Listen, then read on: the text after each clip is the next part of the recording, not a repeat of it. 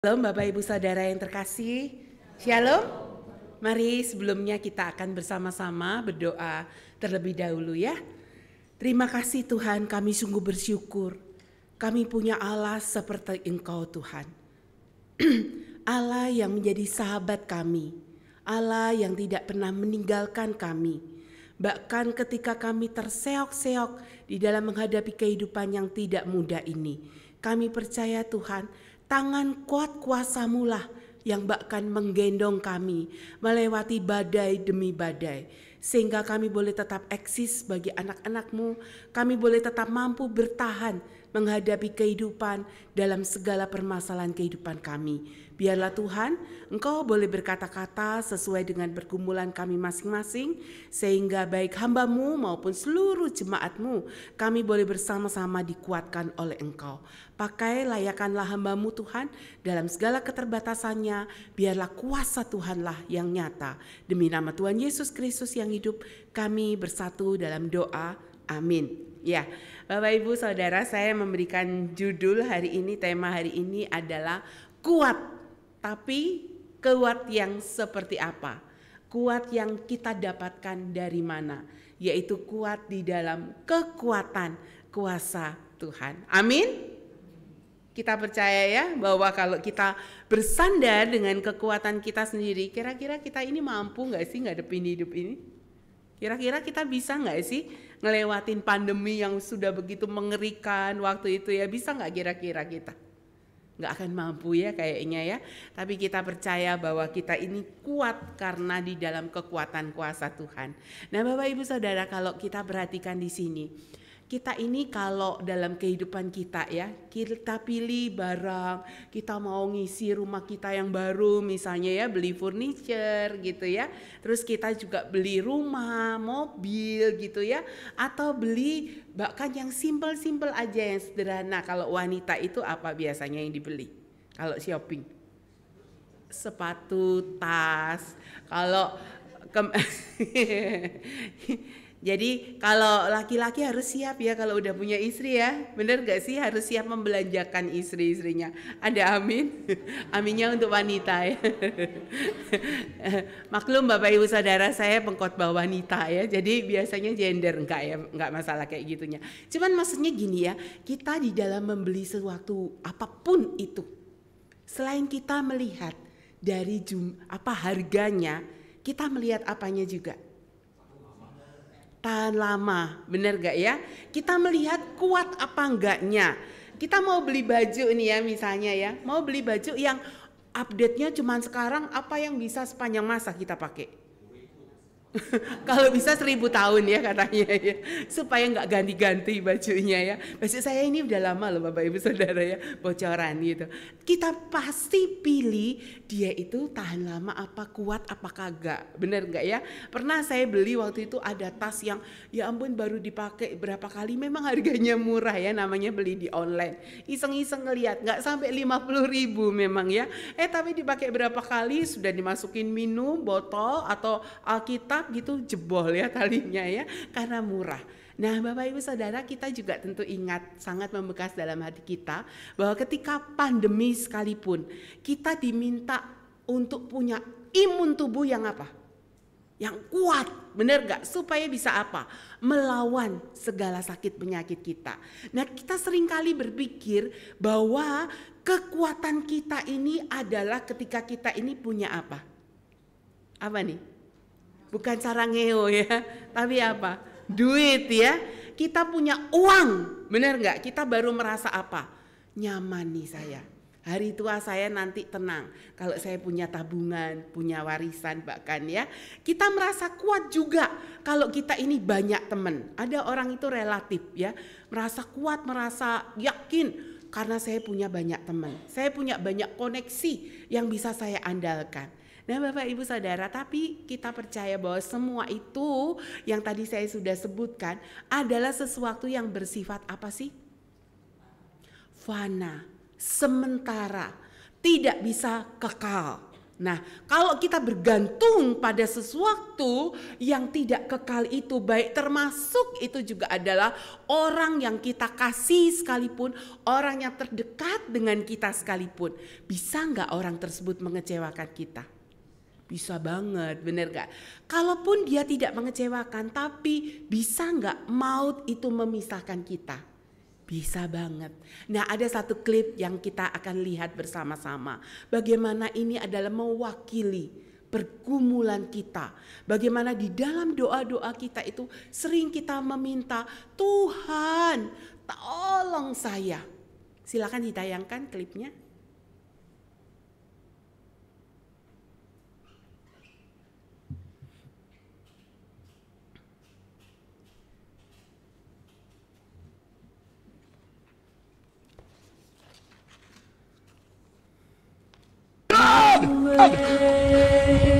It's me again.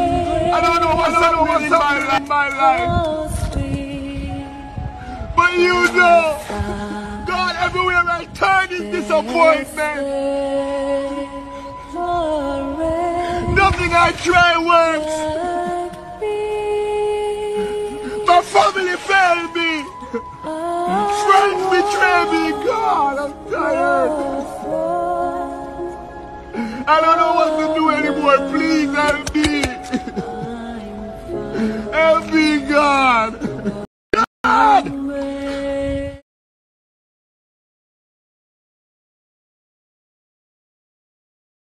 Seringkali kita mengalami pergumulan itu yang bisa bertubi-tubi datang dalam hidup kita. Seperti yang diceritakan, disaksikan oleh pria dalam video ini. Bagaimana dia mengatakan, Tuhan gimana aku ini, kok aku lagi gitu ya. Bagaimana aku bisa menghadapi satu keadaan yang mengecewakan aku sekali lagi. Teman-temanku meninggalkan aku, mengkhianati aku, orang tuaku, keluargaku mengabaikan aku. Tuhan tolong saya. Bapak Ibu Saudara, pernah nggak kita mengalami masa-masa di mana dikatakan kita itu ada di bawah, di titik terendah dalam hidup kita. Sehingga ketika kita sampai berdoa di hadapan Tuhan aja, rasanya kita ini sudah nggak mampu lagi. Rasanya bibir kita itu begitu keluh karena saking beratnya beban hidup kita. Pernahkah kita di masa-masa seperti itu? Nah Bapak Ibu Saudara, firman hari ini mengajak kita bahwa kita ini memang harus hidup di alam yang nyata. Benar gak sih? Tidak di dunia dongeng, ya, tidak di dunia drakor. Ya, kalau ada ketemu cewek yang misalnya tomboy, apa adanya, ketemu bos yang konglomerat gitu ya. Terus mereka benci-benci dulu, terus jadian, menikah, hidup bahagia gitu ya. Kan indah ya kalau hidup seperti itu. Tapi hidup kan tidak seindah seperti itu. Benar gak? Kita masih harus menghadapi pergumulan, siapapun kita. Termasuk kita yang sudah melayani Tuhan, termasuk kita yang sudah mungkin habis-habisan untuk Tuhan. Kita masih harus menghadapi realita bahwa hidup ini memang tidak mudah. Untuk itu makanya di dalam Efesus pasal 6 ayat ke-10 ini mengatakan apa Bapak Ibu Saudara?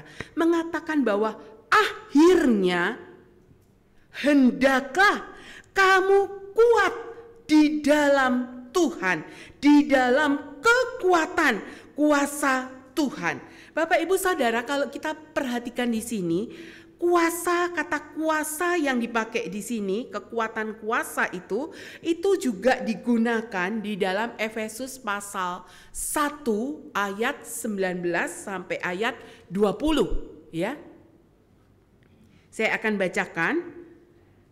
Dan betapa hebat kuasanya bagi kita yang percaya sesuai dengan kekuatan kuasanya yang dikerjakannya dalam Kristus dengan membangkitkan dia dari antara orang mati dan mendudukkan dia di sebelah kanannya. Bapak Ibu Saudara, dikatakan tadi di dalam Efesus pasal 6 ayat ke-10 dikatakan akhirnya hendaklah kamu kuat di dalam Tuhan, di dalam kekuatan kuasanya. Tolong ditampilkan slide-nya, PPT-nya. Nah iya, Oke, ya, dikatakan di sini adalah kita harus punya kekuatan yang seperti apa? Kekuatan di dalam kekuatan kuasa Tuhan. Nah, kuasa Tuhan, kekuatan kuasa Tuhan itu digambarkan tadi di dalam Efesus pasal 1 ayat 19 sampai 20 adalah berarti kuasa yang dipakai Allah untuk membangkitkan Kristus dari kematian. Kekuatan yang seperti demikian loh yang dipunyai Tuhan, dan Dia akan berikan kepada setiap kita yang meminta kekuatan dari Tuhan. Bapak Ibu Saudara perhatikan, tidak ada seorang pun di dunia ini yang maha luar biasa ini ya, yang begitu kaya, yang begitu punya power, yang bisa sanggup untuk membangkitkan orang mati. Tidak ada, bukan? Termasuk itu orang mau konglomerat sekalipun, termasuk itu hamba Tuhan yang begitu dipakai Tuhan. Kita tentu ingat ya, saya tidak menyebutkan namanya, ada seorang hamba Tuhan yang begitu terkenal, beda aliran dengan kita ya, yang waktu meninggal sampai didoakan oleh umatnya supaya dia bisa dibangkitkan kembali, dihidupkan kembali ya. Mereka sampai berdoa begitu rupa dan begitu yakin bahwa doa mereka akan dijawab. Tapi ternyata kan tidak bisa hidup juga gitu loh. Karena kekuatan kuasa Tuhan untuk membangkitkan orang mati itu tidak bisa dimiliki oleh siapapun dia. Manusia yang terhebat sekalipun, manusia yang sekaliber apapun juga tidak sanggup untuk punya kuasa membangkitkan orang dari kematian. Yang punya kuasa untuk membangkitkan orang dari kematian itu hanyalah siapa? Tuhan kita. Nah, perhatikan di sini Bapak Ibu Saudara. Kekuatan seperti itu loh yang diberikan Tuhan kepada kita. Luar biasa enggak? Sehingga Bapak Ibu Saudara, jikalau kita menghadapi kehidupan yang sulit, jangan biarkan iblis itu menggocok kita ya, menipu kita, memperdaya kita, membisikkan kata-kata, udah kamu gak akan kuat lah ngadapin hidup ini, udah lari cari kompensasi yang lain, bundirlah seperti di negara-negara tertentu ya. Bundir tahu ya Bapak Ibu Saudara, bukan bunderan gitu ya, bundir bunuh diri maksudnya ya. Akhiri sudah hidupmu, udah bebas kau dari segala masalah, dari penderitaan ini, udah beres, tenang aja, udah jalan paling bagus ya, udah kamu bundir aja sudah beres, masalah ini akan selesai. No, karena apa? Karena bukan malah tambah masalah itu selesai, malah akan ada masalah-masalah baru, masalah yang kita tinggalkan bagi keluarga kita. Tapi kita percaya Bapak Ibu Saudara, seberat apapun pergumulan kita, sesulit apapun hidup ini Bapak Ibu Saudara, percayalah bahwa Tuhan itu akan memberikan kekuatan. Kuasa yang diberikan oleh Tuhan di dalam kekuatannya kepada kita itu adalah diibaratkan seperti kuasa Allah di dalam membangkitkan Kristus dari kematian. Luar biasa enggak kekuatan kuasa Tuhan bagi kita Bapak Ibu Saudara?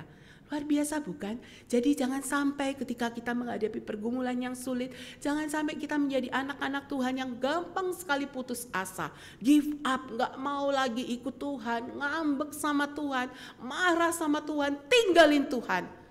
Sangat disayangkan bukan? Kalau kita menyadari firman Tuhan ini pada hari ini Bapak Ibu Saudara, bahwa kekuatan yang diberikan Tuhan kepada kita ini sama besarnya, sama kuasanya dengan yang dipakai Allah saat membangkitkan Kristus dari kematian. Saya yakin dan percaya Bapak Ibu Saudara, tidak ada di antara kita yang berkata bahwa saya tidak mampu menghadapi hidup ini. Amin Bapak Ibu Saudara. Amin. Kita percaya ya bahwa kita tidak berjuang seorang diri. Dan kekuatan Allah itu dikatakan juga adalah digambarkan bukan hanya kuasa yang dipakai Allah untuk membangkitkan Kristus dari kematian, tapi juga kekuatan yang sama yang dipakai Allah untuk mencipta seluruh alam semesta ini, untuk mencipta bumi ini, untuk mencipta kita semua manusia yang begitu uniknya, yang begitu banyak perbedaannya. Luar biasa enggak? Nah itu loh, kata kekuatan kuasa Tuhan itu seperti dahsyatnya seperti itu Bapak Ibu Saudara. Tidak hanya kuasa untuk membangkitkan orang mati, tapi juga di dalam mencipta dari yang tidak ada menjadi ada. Kekuatan kuasa yang diberikan Tuhan pada saat kita ini lemah, pada saat kita ini down, pada saat kita mengalami kesulitan. Kekuatan kuasa Tuhan yang diberikan itu seperti itu. Jadi Bapak Ibu Saudara, jangan biarkan kita sampai akhirnya kemudian merasa kita tidak berdaya hidup ini. Ya. Nah, dikatakan juga kekuatan kuasa Tuhan ini juga dipakai adalah untuk menjelaskan bahwa kekuatan Allah itu juga yang akan kita lihat nanti di dalam kemuliaannya ketika kita berjumpa muka dengan Tuhan di surga nanti. Luar biasa enggak Bapak Ibu Saudara?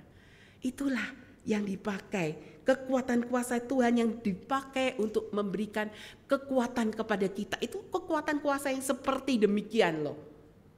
Jadi jangan sampai kita menjadi anak-anak Tuhan sekali lagi yang mudah kecewa, yang mudah menyerah atas hidup ini. Ingat kembali firman ini, bahwa Tuhan memberikan kekuatan itu bukan kekuatan yang abal-abal, tapi kekuatan yang sungguh-sungguh dipakai oleh Tuhan yang begitu dahsyatnya. Dia pakai juga untuk menguatkan setiap kita. Bapak Ibu Saudara, kata Efesus pasal 6 ayat 10 ini, akhirnya hendaklah kamu kuat di dalam Tuhan, di dalam kekuatan kuasanya. Nah, kalau saya berusaha untuk mencari, mengesegesis ya, kata kuasa Allah ini Bapak Ibu Saudara, itu punya arti begitu perfect, begitu lengkapnya. Ya, ada terdiri dari beberapa kata, yaitu dunamis yang artinya adalah daya. Dia berdaya, dia punya kekuatan. Energia itu adalah energi ya. Kita punya energi dalam menghadapi sesuatu gitu. Kita mampu gitu ya. Nah, kata kratos juga mengandung kata kratos, yaitu kekuatan, super power yang diberikan. Iskus yang artinya adalah keperkasaan. Kita percaya ya bahwa Allah kita ini adalah Allah yang perkasa. Amin. Nah, Bapak Ibu Saudara pernah nggak dapat klip itu ya, yang kalau dulu mungkin sekitar setengah tahun atau 1 tahun lalu ya, banyak klip-klip dari TikTok itu ya, ada seorang gadis misalnya yang lagi olahraga di tempat kebugaran gitu ya, dia gadis yang cantik, terus tahu-tahu ada cowok di sebelahnya datang mau treadmill di sebelahnya, cowok itu begitu gagah, begitu perkasa, begitu maconya. Cewek ini udah mulai lirik-lirik, ya namanya cewek ya, kalau normal pasti ngeliriknya ke siapa? Ke cowok ya, bener gak sih ya? Dia ngelirik, wah cowok ini boleh juga gitu ya, namanya kalau masih single kan boleh ya Bapak Ibu Saudara. Tapi begitu dilirik dia kok semakin kayaknya ilfil ngelihat cowok ini. Bener, begitu treadmill dia ngondek gitu ya, keluar gaya gemulainya ya. Nah Bapak Ibu Saudara, Allah kita bukanlah Allah yang seperti demikian Bapak Ibu Saudara. Bukanlah Allah yang kelihatannya cuma gagah perkasa di depan secara lahiriah ya, tapi ternyata melempem, gak bisa kita andalkan. Ternyata begitu mengalami bahaya malah kita yang lebih perkasa. Ya maaf kata, ada gak suami-suami yang kadang lebih takut dari istrinya ya, benar gak sih? Ngelihat kecoa gitu ya misalnya ya, di kamar mandi, siapa di antara kita yang suaminya malah lebih takut daripada istrinya ya? Nah itu rahasia keluarga ya, tolong ya. Nah Bapak Ibu Saudara, tapi Allah kita, percayalah, bukan Allah yang seperti demikian. Ya, Allah yang bukan kayaknya secara fisik lahiriah gagah perkasa ternyata nggak ada kekuatan. No, Allah kita bukanlah Allah yang seperti demikian. Dikatakan bahkan di dalam perjanjian lama, Allah itu kekuatan kuasanya digambarkan seperti seorang pejuang memakai pakaian besi, memakai baju besi. Dan yang luar biasa indahnya, di dalam Yesaya pasal 59 ayat 16 sampai 17 ini saya akan bacakannya bagi kita. Ya, ia melihat bahwa tidak seorang pun yang tampil dan ia tertegun karena tidak ada yang membela, maka tangannya sendiri, perhatikan di sini, memberi dia pertolongan dan keadilannya lah yang membantu dia. Ia mengenakan keadilan sebagai baju jirah dan ketopong keselamatan ada di kepalanya. Ia mengenakan pakaian pembalasan dan menyelubungkan kecemburuan sebagai jubah. Bapak Ibu Saudara, Allah kekuatan kuasanya di dalam perjanjian lama saja sudah digambarkan. Allah itu juga memakai apa? Baju jirah keadilan, ketopong keselamatan ada di kepalanya. Dan dia mengatakan apa? Dia mengenakan pakaian pembalasan. Artinya adalah pakaian yang siap tempur. Pakaian yang akan siap membela anak-anaknya. Pakaian yang siap akan membalas segala perbuatan orang yang jahat kepada anak-anaknya. Itu loh, kekuatan Allah seperti itu loh yang diberikan kepada kita Bapak Ibu Saudara. Sehingga sekali lagi, mari Bapak Ibu Saudara, mari kita terus menjadi anak-anak Tuhan yang tidak hidup di dunia dongeng juga. Kita hadapi realita hidup kita yang tidak mudah, tapi percayalah, kita tidak berjuang seorang diri. Kita tidak berjuang bersama Allah yang abal-abal, tapi kita berjuang dengan Allah yang seperti demikian kekuatan kuasanya. Nah Bapak Ibu Saudara, saya membawa ini adalah sarung tangan saya. Kalau saya olahraga Bapak Ibu Saudara. Tapi saya bukan mau olahraga di sini tentu ya. Tapi ini memberikan gambaran kepada kita nih ya. Glove ya artinya ya, ini sarung tangan. Bapak Ibu Saudara ingat ya dulu waktu kita pandemi ya, pertama yang masih ngeri-ngerinya itu ya. Kita kalau mau belanja ke supermarket kita bawa apa? Sarung tangan ya, bener nggak? Kita pegang buah, milih buah kita takut. Terus kadang ada di resto tertentu ya yang sampai pandemi udah agak lewat. Saya pernah cuti sesudah pandemi selesai ya. Di salah satu resto di hotel yang saya tinggal itu masih menyediakan sarung tangan plastik ya. Jadi kalau ngambil makanan itu kalau kita masih takut-takut tetap disediakan sarung tangan itu. Nah pertanyaannya Bapak Ibu Saudara, sarung tangan ini baru akan berguna, baru akan berarti kalau ada apa? Kalau ada apa? Ada isinya, benar gak ya? Bukan karena dia mahal, ya. Bukan karena dia itu, belinya kita yang limited edition gitu ya, yang pasti itu akan kualitasnya pasti kuat gitu. Enggak. Tapi kalau ada apa? Tangan di dalamnya, benar gak ya? Kalau ini nih ya, saya nggak pakai. Ya, ini sarung tangan ini enggak dipakai. Terus dia bisa jalan kemana-mana. Horor enggak kira-kira? Horor ya tentunya ya. Horor banget ya, bener enggak? Dan itu malah nakutin kita, bukan malah berguna buat kita. Tapi sarung tangan ini akan berguna kalau apa? Kalau kita sudah pakai. Ya enggak? Kalau kita sudah pakai, sarung tangan ini akan baru berguna ketika dia apa Bapak Ibu Saudara?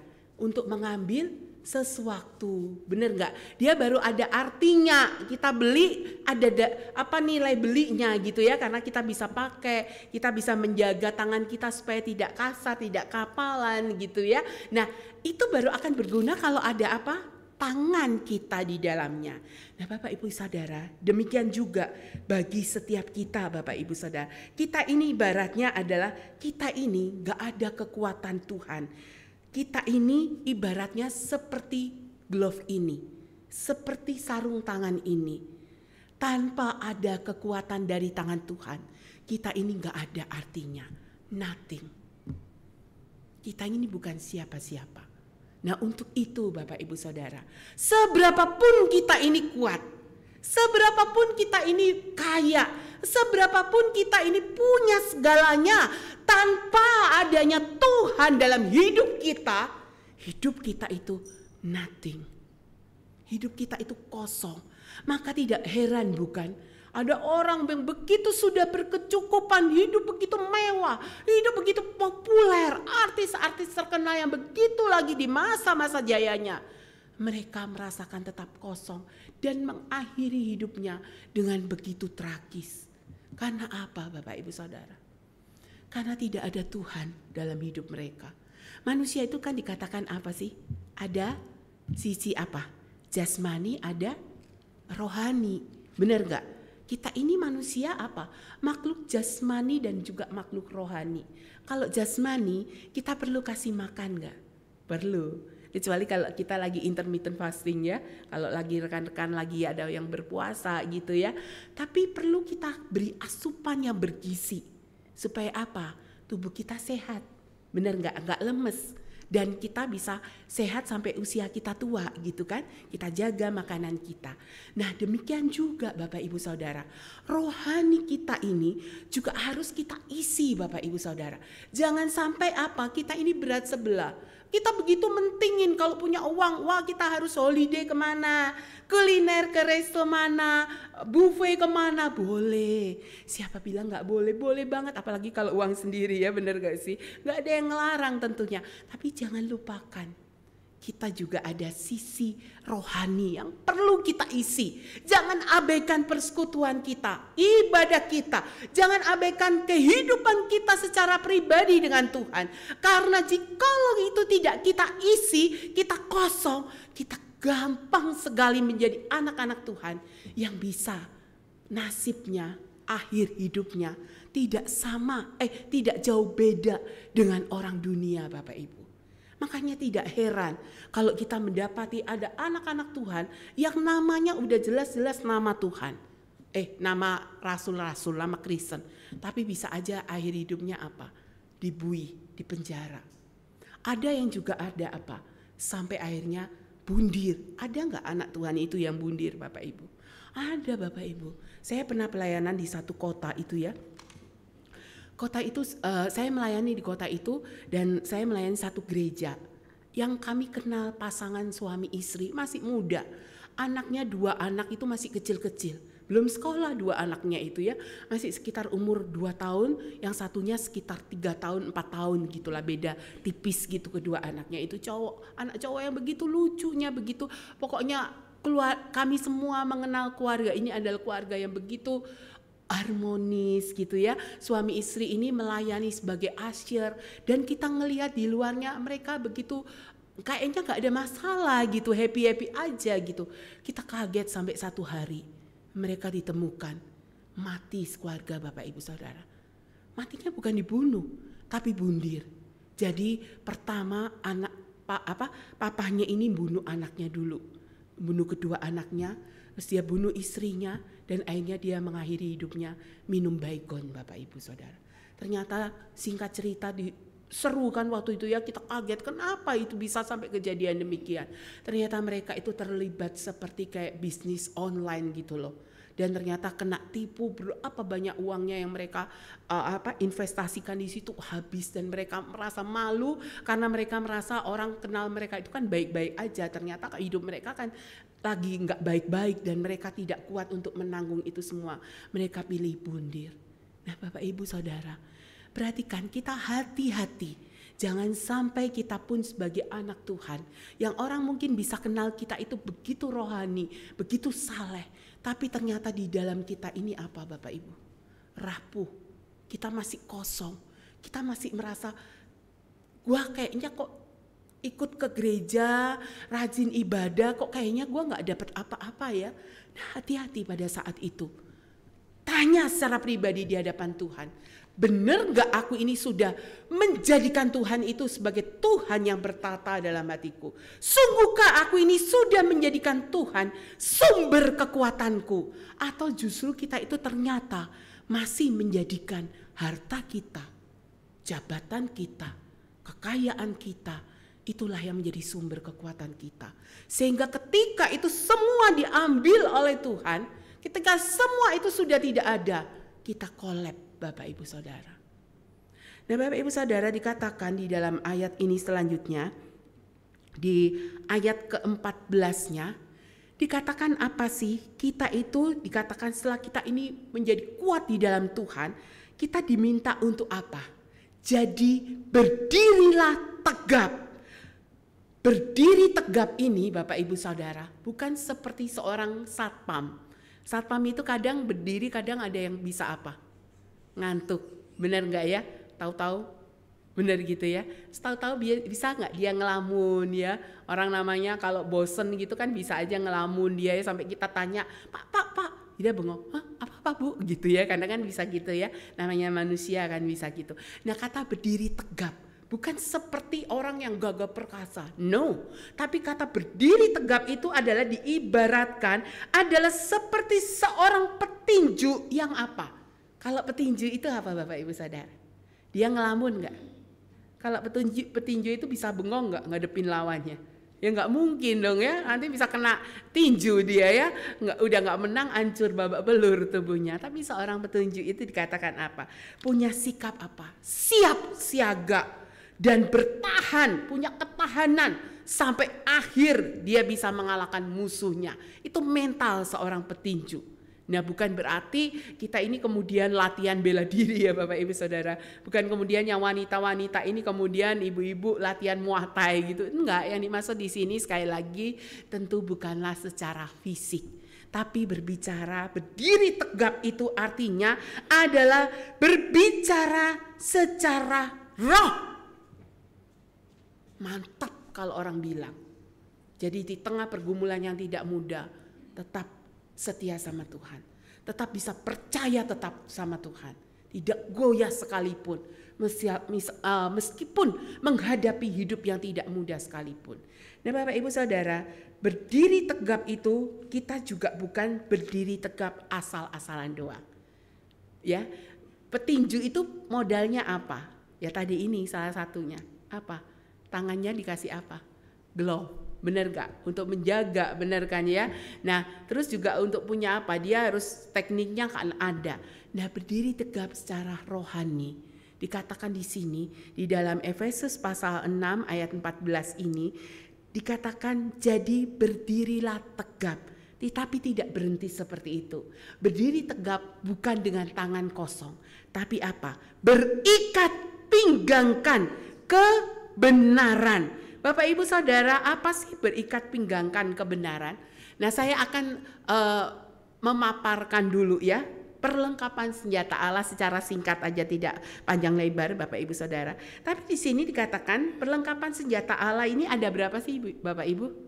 Ada berapa? Ada 6 ya.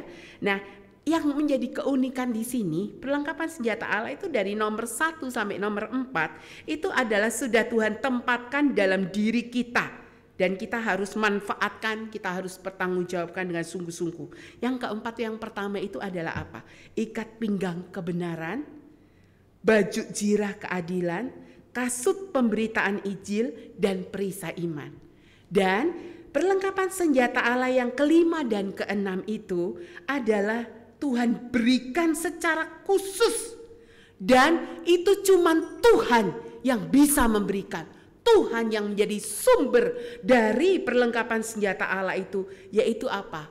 Ketopong keselamatan dan pedang roh. Nah kita akan lihat satu-satu ya Bapak Ibu Saudara ya. Di sini saya akan tidak panjang lebar sekali lagi, tapi kita akan melihat adalah pertama apa sih? Berikat pinggangkan kebenaran. Artinya apa itu? Artinya bahwa kita tidak bisa menjadi anak Tuhan yang kita di satu sisi begitu minta kekuatan dari Tuhan, begitu mau kuat menghadapi hidup, begitu mau fight menghadapi masalah yang tidak mudah. Kita tidak cukup hanya itu. Tapi apa Bapak Ibu Saudara? Kita juga harus berikat pinggangkan kebenaran ini. Artinya apa?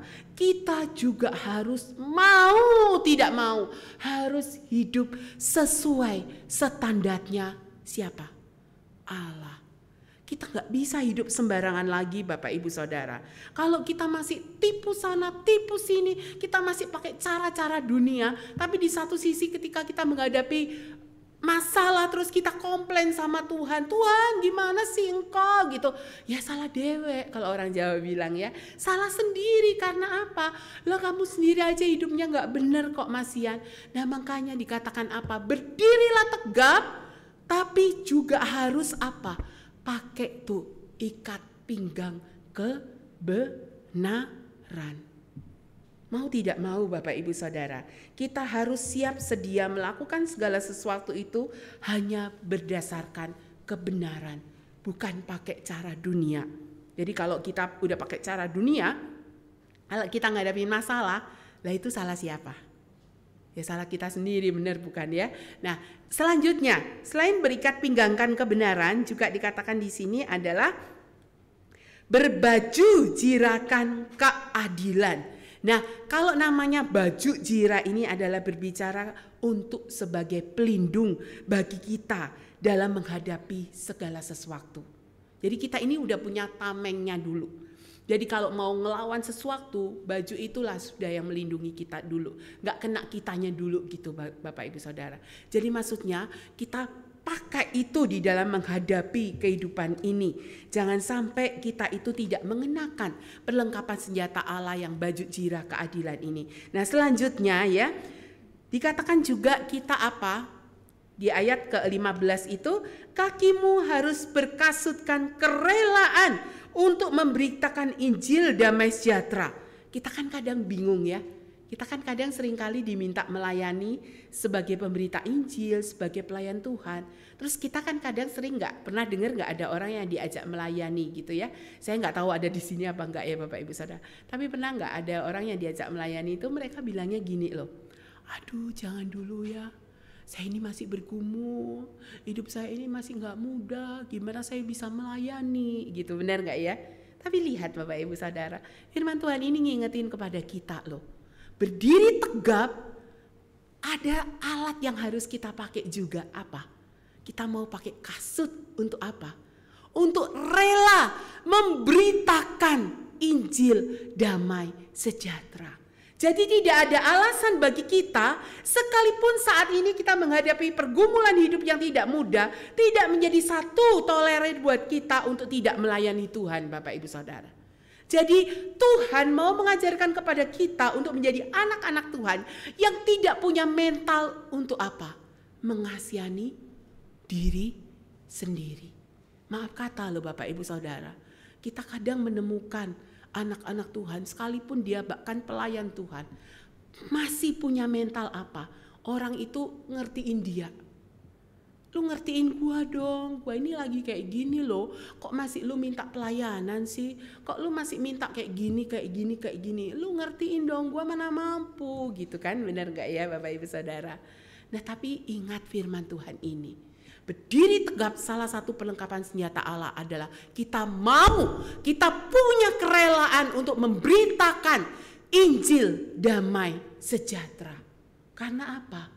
Dengan kita melayani Tuhan Bapak Ibu Saudara, kita dapat berkat apa kita malah rugi sih Bapak Ibu?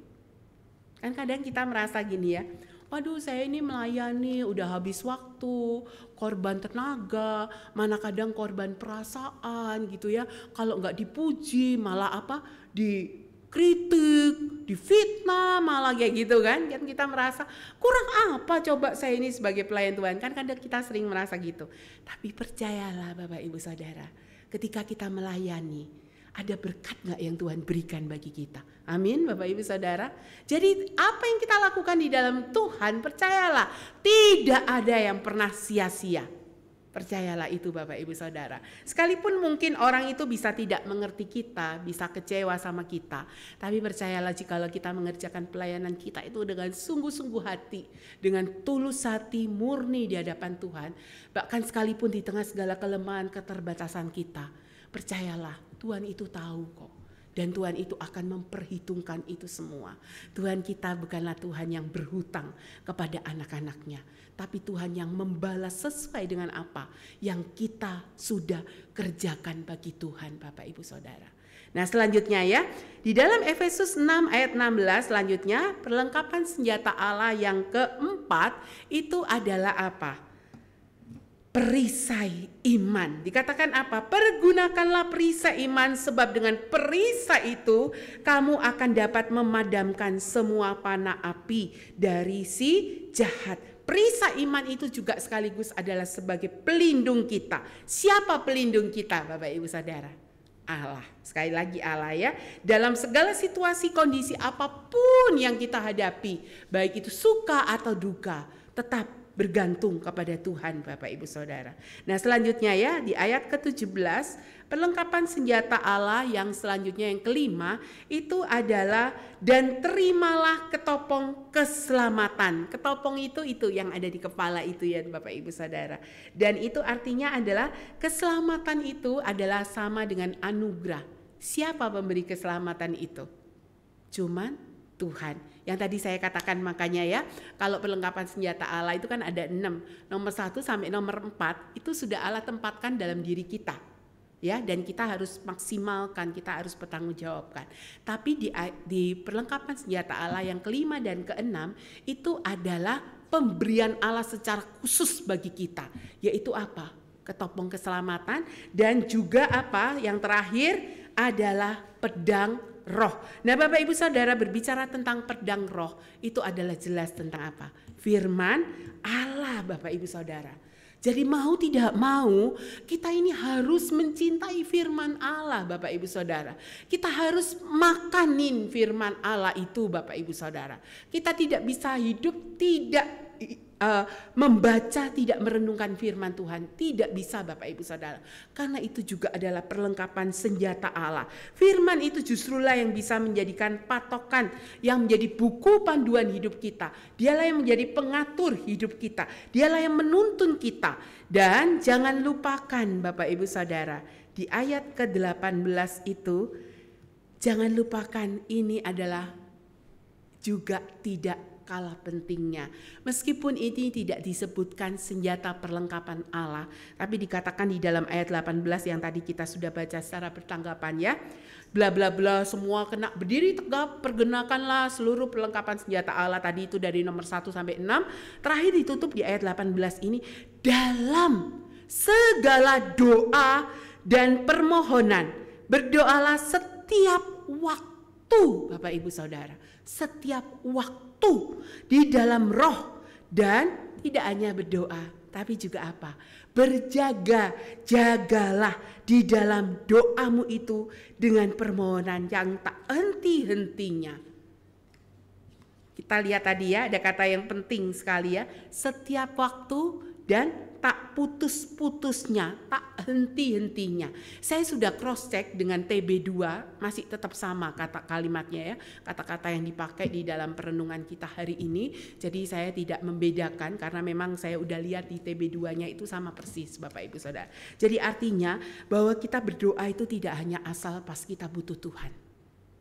Kalau kita berdoa cuman asal butuh Tuhan, begitu badai itu tahu-tahu datang, Bapak Ibu Saudara, namanya masalah itu izin dulu nggak sama kita, ketok-ketok nggak dia, tolong Pak Jem, misalnya ini contoh aja ya Pak Jem ya, saya mau datang nih Pak Jem, mau kasih masalah nih gitu. Itu bukan masalah, Bapak Ibu Saudara ya, itu orang yang mau bertamu itu ceritanya ya. Masalah nggak pernah datang izin dulu sama kita. Makanya dikatakan kita harus siap sedia seorang diri juga. Kitanya harus berdiri tegap, pakai perlengkapan senjata Allah itu, dan dipakainya bukan hanya pada saat kita kepengen pakai, tapi setiap waktu, dan di dalam doa itu juga harus terus menerus, continue. Tidak ada saat kita tidak berdoa, Bapak Ibu Saudara. Karena sekali lagi, kadang kan kita mikir, lah gua kalau berdoa kan kalau pas lagi butuh Tuhan. Tunggu dulu, masalah sekali lagi tidak pernah ketok pintu, Bapak Ibu Saudara. Masalah tidak pernah izin datang kepada kita. Sewaktu-waktu, maaf kata gitu ya, orang yang sehat, sewaktu-waktu tahu-tahu bisa divonis sakit, bisa nggak Bapak Ibu Saudara? Amit-amit loh Bapak Ibu Saudara. Kita pun juga harus siap sedia Bapak Ibu Saudara. Karena itu juga bukan dialami oleh 1-2 orang. Banyak orang bukan seperti itu juga. Mana ada izin dulu, oh ya ntar gue mau kasih cancer lu ya, gue kasih stadium 1 dulu deh gitu ya supaya lu siap. Kagak, cancer itu rata-rata biasanya langsung apa? Stadiumnya langsung gede. Nah Bapak Ibu Saudara, kalau kita tidak menggunakan perlengkapan senjata Allah itu, kita mudah down Bapak Ibu Saudara. Ketika tahu-tahu masalah itu datang, kita mudah akan kecewa sama Tuhan. Kita akan mudah kecewa, meninggalkan Tuhan, marah sama Tuhan. Tapi kalau kita menggunakan perlengkapan senjata Allah itu dengan posisi siap bertahan, menghadapi apapun juga, berdiri tegap, kita akan menjadi anak-anak Tuhan yang kuat di dalam kekuatan kuasa Tuhan. Amin Bapak Ibu Saudara. Bapak Ibu Saudara mau menjadi anak-anak Tuhan yang kuat? Terakhir Bapak Ibu Saudara, saya memberikan kembali contoh teladan hidup bagi setiap kita adalah siapa Bapak Ibu Saudara? Siapa nih Bapak Ibu Saudara? Tuhan Yesus. Bapak Ibu Saudara tentu ingat Waktu Tuhan Yesus menghadapi pergumulan yang tidak mudah sebagai Allah sejati dan sebagai manusia sejati. Sekali lagi ya, sebagai Allah sejati dan sebagai manusia sejati. Di Taman Getsemani itu dia tahu dia akan mati. Dan matinya itu, tahunya bukan pas saat itu ya maksudnya, tapi waktu berdoa itu dia tahu waktunya itu akan semakin dekat. Dan dia tahu kematiannya bukan dengan cara yang oke-oke, tapi disalib. Nah itu siapa sih yang gak gentar Bapak Ibu Saudara? Sedangkan kalau kita aja tahu kalau kita sakit, kita tahu penyakit kita ini udah akut ya, udah tinggal menyebut maut. Kita ini akan ada perasaan, pasti ada perasaan-perasaan tertentu. Dan demikian juga Tuhan. Tapi kita perhatikan teladan yang diberikan Tuhan sampai dia akhirnya kemudian mati taat sampai di atas kayu salib adalah karena apa? Karena dia sudah siap sedia Bapak Ibu Saudara. Di dalam Lukas 22 ayat 42 ini adalah menjadi kunci dasar. Kenapa Tuhan itu bisa tetap kuat menjalankan amanat agung, menjalankan apa? Karya keselamatan dari Allah Bapa.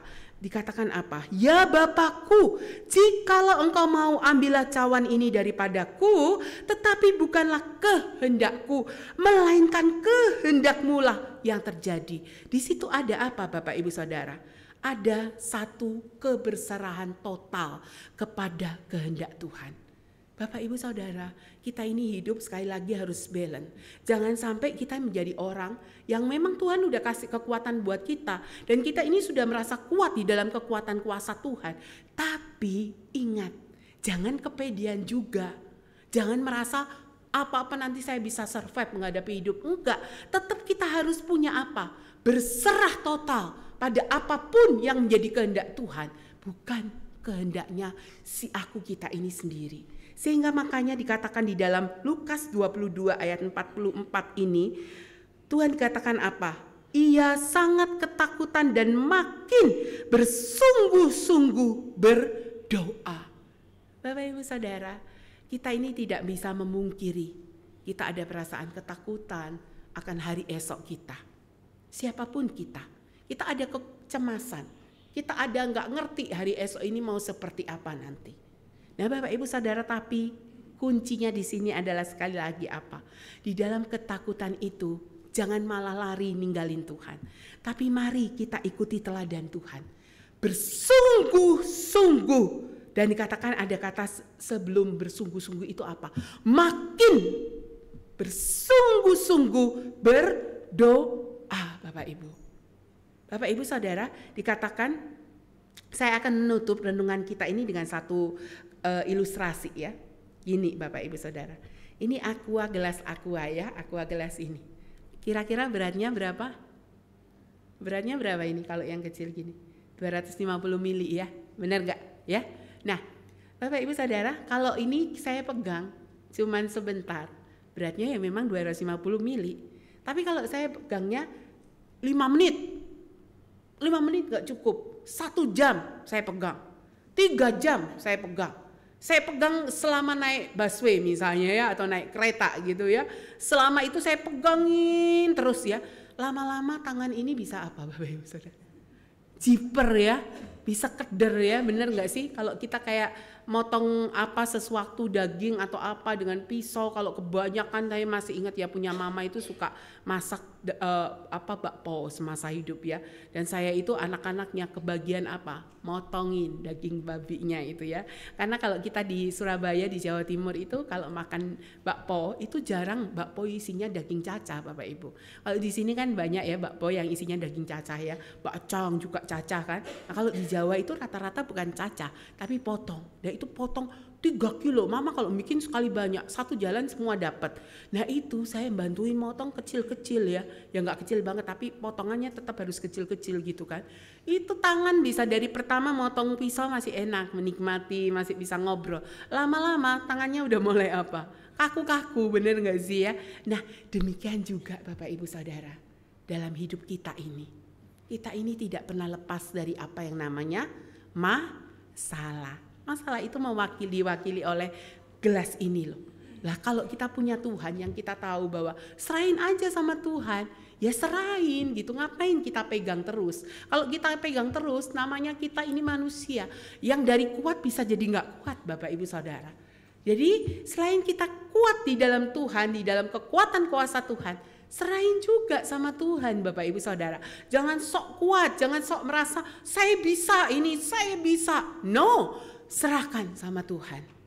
Yang penting kita tetap harus berusaha. Bapak Ibu Saudara, biarlah firman Tuhan ini boleh menjadi berkat bagi kita. Hadapi apapun masalah hidup kita. Kita selama masih hidup tidak pernah tidak punya masalah. Tapi hadapi bukan dengan kekuatan kita sendiri, tapi hadapi dengan kekuatan kuasa Tuhan yang begitu dahsyat yang sudah Tuhan berikan bagi kita. Dan selain hadapi dengan kekuatan kuasa Tuhan, di dalam iman kita, namanya iman, itu kita mau serahkan kepada Tuhan. Karena kita percaya bahwa Dia Tuhan yang membuat segala sesuatunya indah pada waktu Tuhan. Amin Bapak Ibu, mari kita satu dalam doa. Terima kasih Tuhan, kami punya Tuhan seperti Engkau Tuhan. Tuhan yang selalu siap sedia menolong kami. Tuhan yang tidak pernah menahan kebaikannya kepada setiap kami anak-anak-Mu. Terlebih bagi kami yang setia, terlebih bagi kami yang terus berjalan di jalan-Mu Tuhan. Biarlah Tuhan yang boleh menolong kami. Kami sadar Tuhan bahwa hidup ini memang tidak pernah semakin mudah. Tapi biarlah kami sendirilah yang harus semakin kuat. Kuat dengan kekuatan, bukan dengan kekuatan kami sendiri. Tapi kami kuat di dalam kekuatan kuasa Tuhan. Karena kami tahu bahwa kami bersama dengan Tuhan yang hebat. Tuhan yang sanggup untuk menolong kami. Tuhan yang kuasanya senantiasa dapat kami andalkan. Tuhan yang tidak pernah berubah dalam segala sesuatunya dari dulu, sekarang, dan sampai selama-lamanya. Untuk itu Tuhan, biarlah kami boleh punya iman yang semakin teguh. Kami dengan iman yang semakin teguh, kami pun juga boleh punya semakin keberserahan kepada Tuhan, sehingga hidup kami akan bisa survive menghadapi apapun. Hidup kami pun juga akan terus mengalami sukacita, damai sejahtera, dan bahkan di tengah segala kelemahan, kekurangan kami, di tengah permasalahan hidup kami yang tidak mudah pun, kami bisa tetap mewartakan kabar baik. Kami bisa tetap untuk menyaksikan betapa Tuhan yang kami miliki bukanlah Tuhan yang mati, tapi Tuhan yang sungguh hidup. Tuhan yang senantiasa berkarya dalam hidup setiap kami. Tuhan yang tidak pernah meninggalkan kami. Tuhan yang senantiasa memelihara kami. Tuhan yang senantiasa mencurahkan berkat demi berkatnya bagi setiap kami anak-anak-Mu Tuhan. Baik itu berkat secara materi dan tentu secara rohani, sukacita, damai sejahtera, kekuatan penghiburan yang dari Engkau, itu akan ada senantiasa bagi setiap kami anak-anak-Mu. Terima kasih Tuhan, kiranya Engkau boleh menolong kami jikalau mungkin ada di antara kami saat ini yang menghadapi masalah yang tidak mudah. Biarlah Tuhan kami boleh tetap bersyukur, kami boleh tetap percaya bahwa jikalau Tuhan mengizinkan kami menghadapi masalah, berarti kami dianggap Tuhan mampu. Dan kami percaya bahwa pencobaan yang kami alami, kesulitan hidup yang kami alami saat ini pun atau ke depan nanti tidak akan pernah diberikan Tuhan melampaui kekuatan setiap kami. Dan kami yakin bersama dengan Tuhan yang kuat kuasanya dapat kami andalkan, kami akan dimampukan menghadapi sesulit apapun pergumulan hidup kami. Sehingga melewati pergumulan demi pergumulan, iman kami semakin tangguh dan kami boleh semakin menjadi alat Tuhan menyaksikan betapa Tuhan adalah Tuhan yang hidup, yang senantiasa memampukan dan memelihara hidup setiap kami anak-anak-Mu. Terima kasih Bapa, demi nama Tuhan Yesus Kristus yang hidup, kami bersatu dalam doa. Amin. God bless Bapak Ibu Saudara.